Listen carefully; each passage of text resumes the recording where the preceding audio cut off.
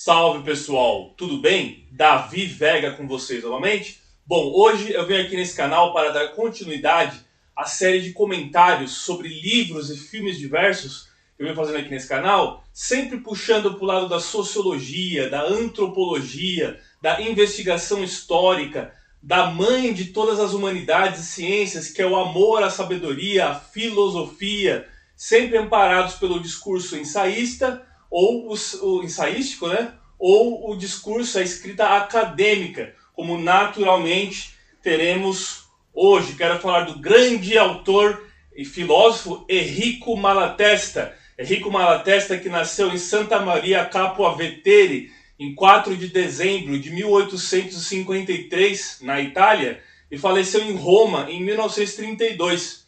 Ele nos legou alguns textos que foram compilados pelo Vernon Richards nessa edição aqui, que a editora é Utopia Libertária, coleção Utopia Libertária, uma coleção para o mundo hispânico, né, para os países de língua hispânica, né, está em espanhol. E esse livro se chama Pensamento e Ação Revolucionários, do Enrico Malatesta.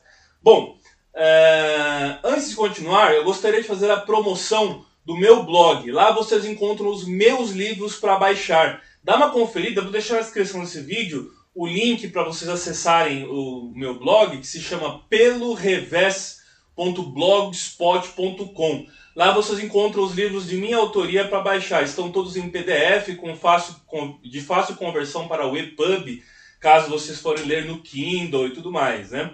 Eu tenho um livro que é sobre os movimentos nacionalistas da Europa, onde eu falo bastante também do marxismo e do anarquismo, que não tem como você falar dos nacionalismos sem mencionar outras tendências também. Tem a minha magnum opus, Cadarços Brancos, sobre os punks e skinheads do Brasil, e não só do Brasil, mas focado mais na realidade brasileira, né? E entre outros livros, meus livros de crônica, minha trilogia de romance histórico, de aventuras, Aventuras de Donos Bueno. Vale a pena vocês conferirem, o link está aqui na descrição desse vídeo. Também gostaria de fazer a promoção do sebo Só Pepitas. O sebo Só Pepitas é um sebo de excelência que tem uma parceria com o canal. É um sebo um projeto de dois amigos meus, que eles vão mineirando livros raros nos sebos de São Paulo e disponibilizam para venda para todo o Brasil na sua página do Instagram. Vale a pena vocês conferirem, porque com certeza vocês vão se deparar com algum livro que vocês estavam procurando, ou vai surgir um novo interesse. Vou deixar na descrição desse vídeo o link para vocês acessarem a página do sebo Só Pepitas, tá certo? Bom, vamos falar então do Enrico Malatesta. Nascido em Maria Capua Vetere em 1853, na Itália, ele teve uma vida muito conturbada. Ele chegou a participar, foi exilado diversas vezes do seu próprio país, passando por vários países da Europa, inclusive esteve na América do Sul, em Buenos Aires, na Argentina, quando ele organizou o Sindicato dos Padeiros, né? Ele foi um revolucionário, sempre foi um grande convicto de suas ideias. Mas primeiramente, antes dele debandar para o lado do anarquismo, o Enrico Malatesta ele participou do movimento do grande pensador Giuseppe Mazzini, no contexto que depois, posteriormente, seria a unificação da Itália. A Itália foi um país que foi unificado tardiamente, e até essa unificação da Itália, ele participou de outros movimentos republicanos na Itália. Tinha os Carbonário, né, que eram os Carbonari, que pertencia ao movimento republicano do Giuseppe Mazzini. A Itália vai ser tardiamente unificada no contexto da Casa de Savoia, né, a Casa de Savoia, que vai ser da unificação da Itália, e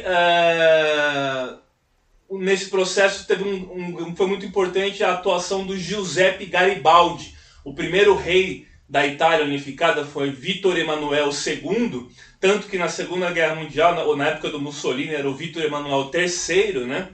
Então o Vítor Emanuel II vai ser o primeiro rei da Itália unificada. E ele esteve por vários países, passou pela Suíça, por outros países também. Inclusive esteve também na América do Sul, né? Bom, eu sempre venho e faço vídeos sobre movimentos nacionalistas, de terceira posição, mas o anarquismo, a meu ver, ele é um movimento que se assemelha muito mais a essa escola de pensamento, essa tradição de terceira posição, do que até mesmo do marxismo ou do socialismo científico. Já vou explicar por quê, né? Por exemplo, você tinha o Cercle Proudhon, Cercle Proudhon, né? O Cercle Proudhon, Círculo do Proudhon, que foi o que inspirou a própria Ação Francesa na França, do Charles Maurras, e você tinha uma grande adesão de anarquistas que participaram desse movimento.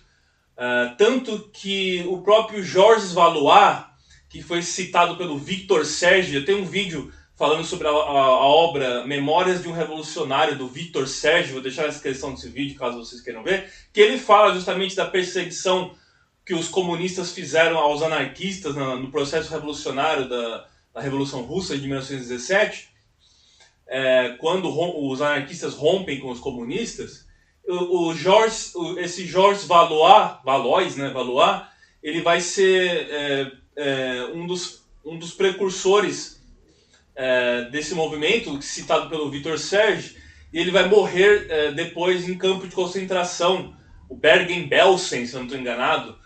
Ele morreu de tifo no Bergen-Belsen em 1945. Mas você tem várias simbioses entre o anarquismo e o nacionalismo que dá para a gente fazer muitas vezes, como por exemplo até na Espanha, da CNT, Confederação Nacional del Trabajo, e a FAI, a Federação Anarquista Ibérica, as cores do vermelho-negro da bandeira anarquista foram as mesmas cores que o Ramiro Ledesma Ramos, líder das Juntas de Ofensiva Nacional Sindicalista, adotou para o movimento que depois iria se fundir com a Falange. Embora tivessem sido inimigos na Guerra Civil Espanhola, depois da vitória franquista, uma boa parte dos anarquistas que não se exilaram da Espanha, eles entraram e aderiram à Falange.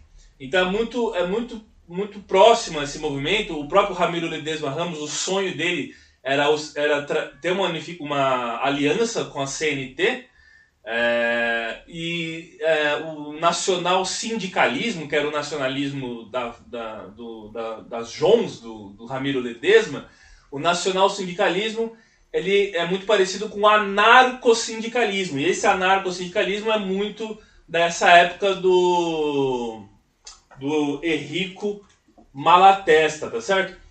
O Malatesta, ele viveu 79 anos, se eu não estou enganado, e ele pegou momentos de grandes transformações, várias turbulências. Acho que, se eu não me engano, no final do século XIX ele vai ser exilado na Argentina, e ele vai criar o Sindicato dos Padeiros na Argentina, e vai viver muito a realidade da América do Sul na época como imigrante italiano na Argentina. Ele viu várias transformações. Ele pegou, por exemplo, a transição do século XIX para o século XX. Ele vai falar muito da ciência, do positivismo, que influenciou muito as repúblicas, inclusive a própria República Italiana, dos movimentos nacionalistas italianos de unificação. A República Brasileira, embora ele não fale, mas eu acrescento da República Brasileira, que foi influenciada pelo positivismo. E ele faz uma divisão entre as ciências naturais e as ciências sociais. Já vamos falar disso logo mais. Ele pegou a Primeira Guerra Mundial, por exemplo, e pegou a ascensão do fascismo nos anos 20 na Itália, no seu país. Depois da Marcha sobre Roma de 1922, do Mussolini, ele tem um texto que se chama Por que o fascismo vence? Né? Por que o fascismo vence? Um texto de 1923, explicando por que as conjunturas eram muito mais favoráveis ao nacionalismo fascista do que aos movimentos operários de esquerda, né? E ele vai falecer em 1932.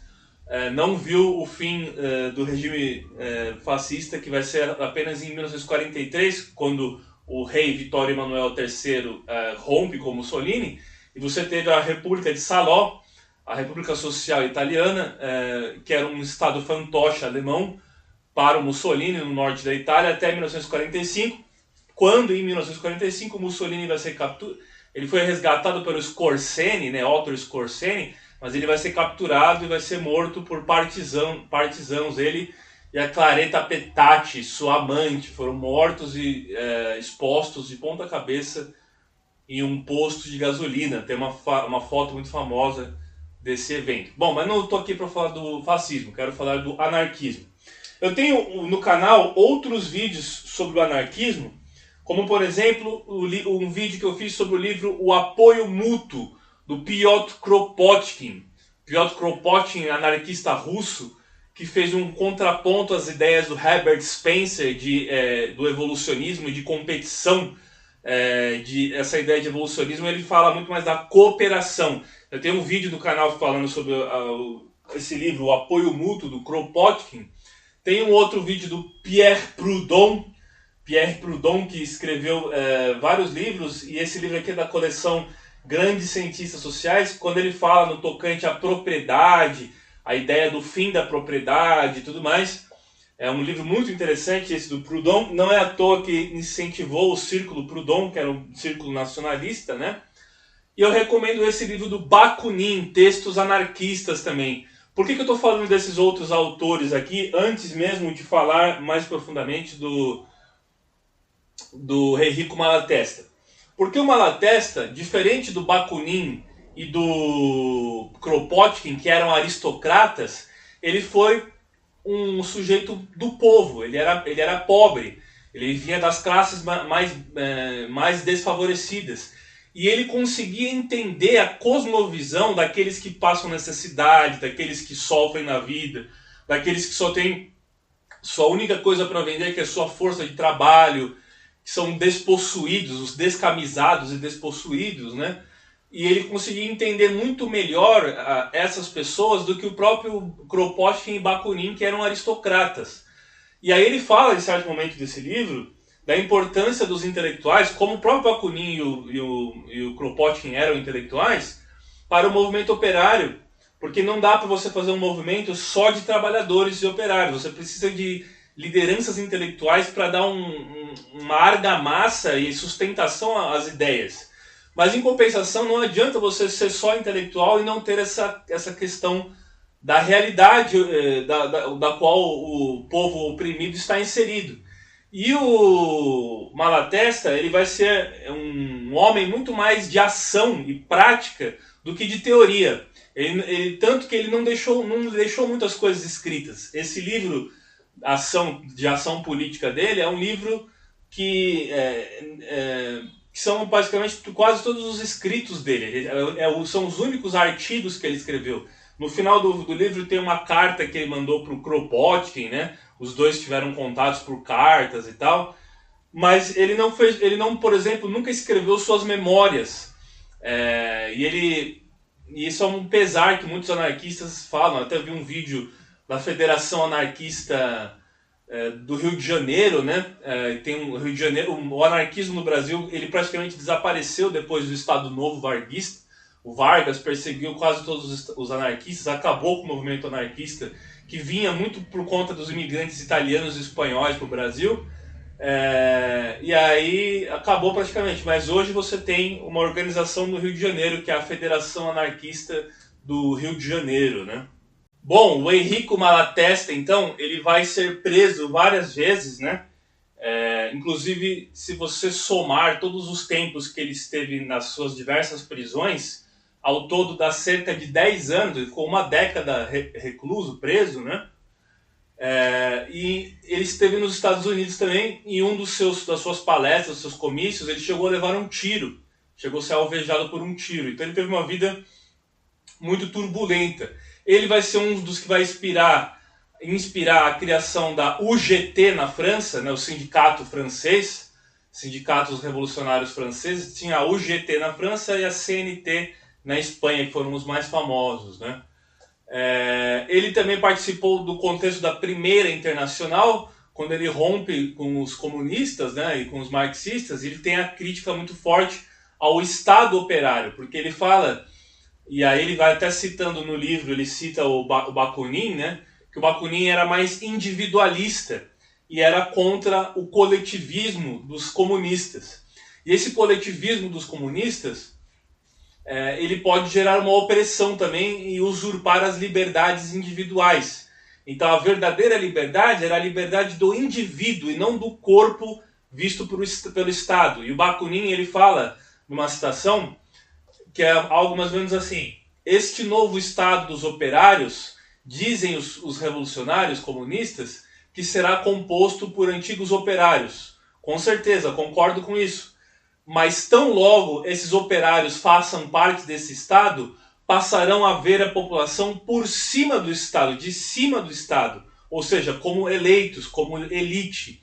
Quem duvida disso não conhece a natureza humana. E o Malatesta vai falar que tem 3 tipos principais de dominação: a dominação econômica, a dominação política, onde está incluído o Estado, econômico, o capital é econômico, o Estado é a política, e a cultural religiosa, onde está a religião, basicamente, o que eles consideram de ficções sociais. As grandes instituições da cultura, muitas vezes vão ser chamadas de ficções sociais, e a religião seria uma delas. Eu gosto bastante do tradicionalismo no sentido mais cultural, mas eu sou agnóstico, nunca neguei para ninguém, sempre seguindo o agnosticismo. Por isso que eu converjo às vezes com alguma ideia, às vezes mais anarquista e tudo mais.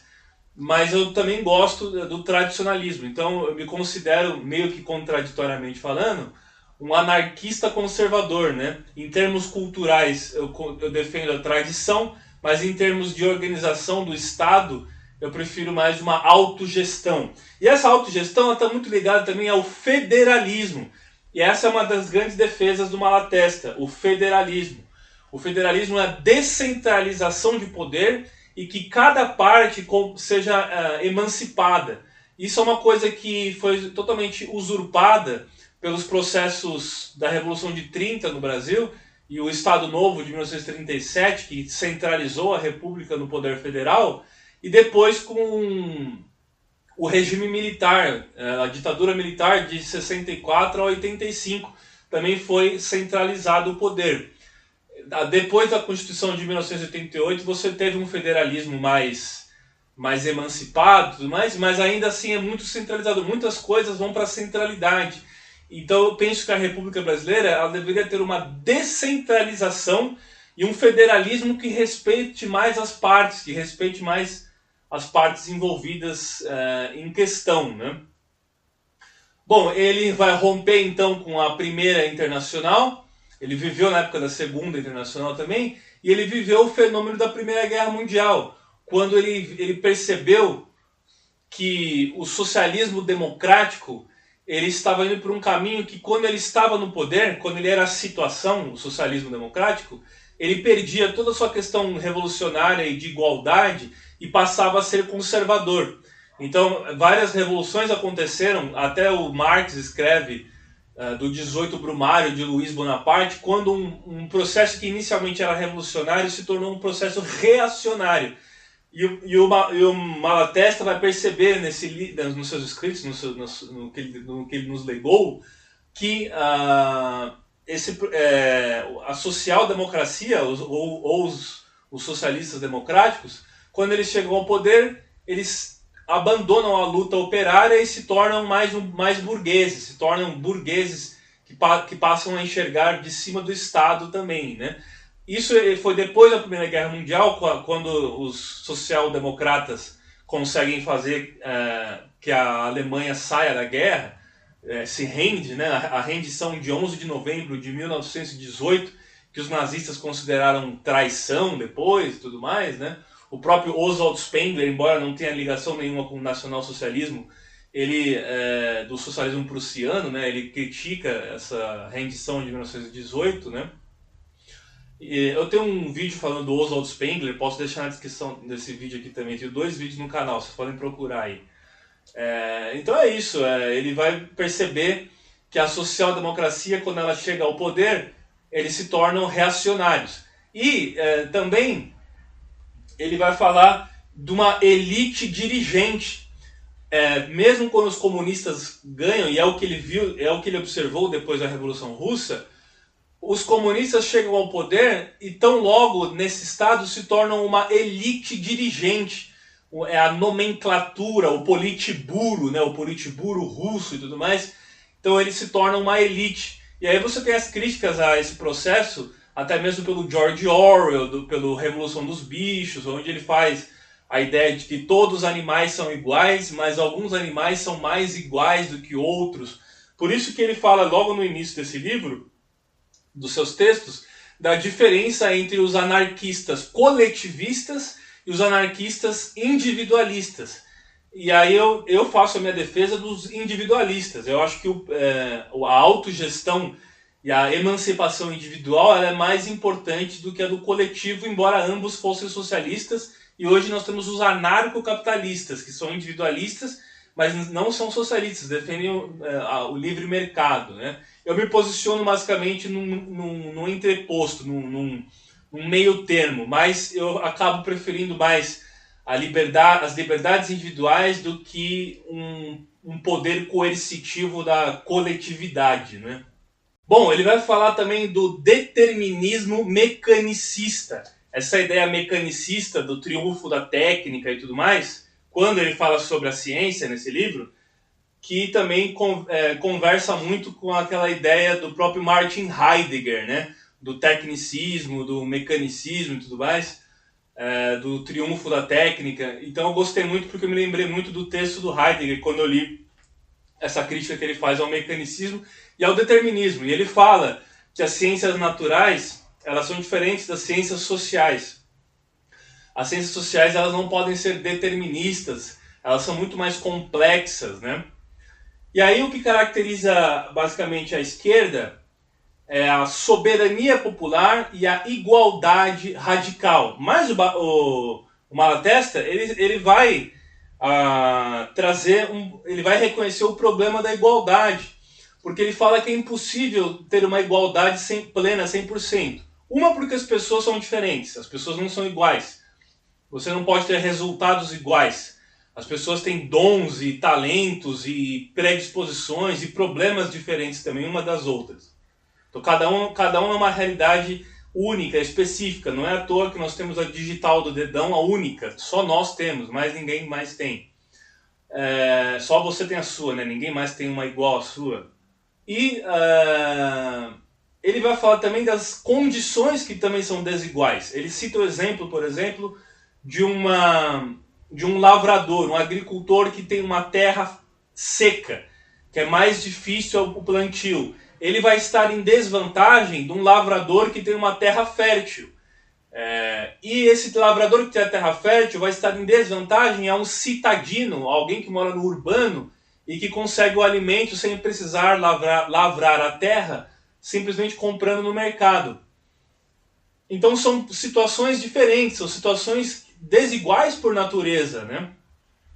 E a própria natureza ela é desigual. Só que ele defende então uma cooperação, já que você reconhece essas diferenças, uma redução uma igualdade de condições. Até que o próprio Alexis de Tocqueville falava da democracia na América, que ele percebeu quando ele esteve logo após a Revolução de 1776, de 4 de julho de 1776, que a América tinha uma igualdade de condições, né? Que é o que o Malatesta vai defender nos seus textos, né? Bom, além do federalismo, ele vai falar da ciência.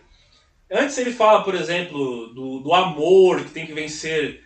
Ele é bem utópico em algumas passagens, da cooperação e o amor devem vencer o ódio, o militarismo. Esse processo revolucionário sempre resulta num Estado militarista, numa autarquia, num estado totalitário, como aconteceu na União Soviética, e um processo que se militariza. E ele fala da importância de não militarizar o processo revolucionário. E ele fala, por exemplo, que o nosso individualismo, como que a gente não pode ter sentimentos de empatia, por exemplo, um pai que compra um brinquedo para o seu filho ou para sua filha, e ele sabe que milhares de crianças estão por aí com trabalho infantil, que não tem as mesmas oportunidades do seu filho, que está ganhando um brinquedo, enquanto a maioria tem que sustentar a família trabalhando nas carvoarias, naquela época da Revolução Industrial, né? Crianças trabalhando em fábricas. Ou seja, ele vai sempre vai puxar por essa questão da justiça social, que é muito importante, mas ele fala no capítulo mais para frente sobre a ciência, que é o capítulo mais importante, que é o que eu mais gravei. E esse capítulo da ciência, ele vai falar que a ciência não pode estar aliada ao moralismo. A moral, a ciência que vem carregada de moral, ela perde a sua verdadeira conotação. E a ciência está aí para ver o que é. Enquanto a ciência está para analisar o que é, a ideologia anarquista, ele sabe que o anarquismo é uma ideologia, ele não defende como científico, igual o socialismo científico do Marx. A ideologia anarquista é para ver o que vai ser. O que vai ser, o que vai ser é a ideologia anarquista, e o que é a ciência. E a ciência não cria verdades. E a base da ciência é que ela possa ser refutada. Essa ideia da ciência aliada à moral me lembrou muito do positivismo do Augusto Comte, que até tinha promovido a matéria, dentre as matérias, né, álgebra, matemática, história, física social, que a sociologia era conhecida como física social, ele defendia também a moral, né? Não é à toa que nós tivemos educação moral e cívica na época dos militares e tudo mais, muito inspirado nessa moralidade do cientificismo positivista, né? Bom, foi o Enrico Malatesta também que resgatou o termo anarquia. Esse termo anarquia, ele estava muito ligado a uma anomia, a uma desordem, ao caos, desde o século XVI. Então, desde o século XVI era empregada essa palavra anarquia como algo pejorativo. E ele, não só ele, o próprio Proudhon, antes dele, mas ele popularizou o termo anarquia ou anarquismo para os defensores dessa ideologia. O anarquismo consiste na autogestão, a federação e a emancipação das liberdades individuais. Então embora ele na luta operária foi próximo do marxismo em certos momentos, o Bakunin vai romper com os comunistas já na Internacional Socialista, na Comuna de Paris, né, na Internacional Socialista, e o movimento anarquista vai ser mais ligado à confederação e à confederação do trabalho, dos sindicatos e das liberdades individuais. Então é a emancipação individual e não coletiva. Não é a coerção coletiva que o comunismo promove. É uma liberdade, e que eu defino como uma real liberdade de fato. Porque se você é usurpado por um Estado, seja ele o burguês capitalista, ou seja ele um Estado socialista, as suas liberdades individuais vão ser limitadas, né? Você vai ser limitado por uma coerção, e essa coerção é a coerção do coletivo, né? Bom, ele vai falar também da violência, né? Nesse livro aqui, nos seus escritos, ele fala sobre a violência e os atentados. Nessa época do século XIX, muitos atentados aconteceram. Inclusive, o Cánovas del Castillo, que esteve à frente da restauração espanhola, da monarquia espanhola, ele foi assassinado por um militante anarquista italiano, se não me engano, um militante anarquista italiano. Então tinha muitos atentados nessa época e muita violência. E ele defende a violência como uma resposta à violência institucional do Estado burguês capitalista.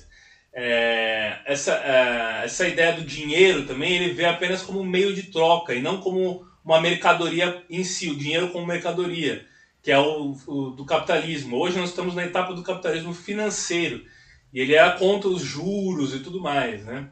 E essa violência, então, ela seria legítima por parte do trabalhador, do operário, contra o Estado e as instituições que o oprimem, né?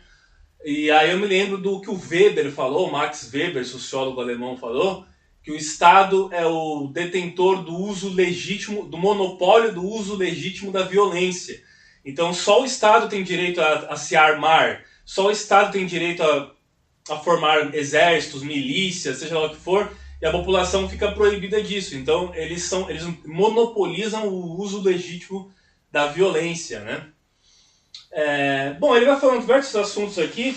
Tem um que eu deixei separado para vocês da luta fratricida entre o egoísmo e o altruísmo. Uma luta entre o egoísmo e o altruísmo. E ele fala sobre a produção. Ele fala que é preciso produzir, dizem os capitalistas. Todos eles diziam na época que era preciso produzir, mas produzir o quê e para quem? E aí ele vai ser malthusiano, o Malatesta, vai falar daquele problema do Malthus, que as grandes desigualdades é porque tem uma certa concentração de riqueza entre os ricos que não distribuem a riqueza, mas é a falta de recursos e a população cresce de uma forma exponencial que os recursos vão se tornando cada vez mais escassos.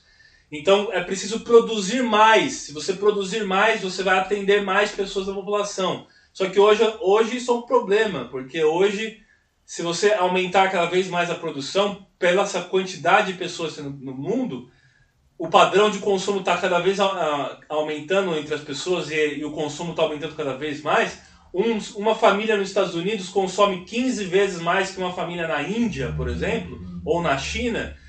Eles teriam que baixar o nível de consumo, mas ninguém quer baixar o nível de consumo e o ritmo de vida, em detrimento de outros que não têm o mesmo consumo que vocês em outro lugar do mundo, seja na América Latina, seja na Índia, ou seja no sul global também, né? Então esse é um problema muito grande que nós temos nos dias de hoje, e ele já apontava naquela época, né?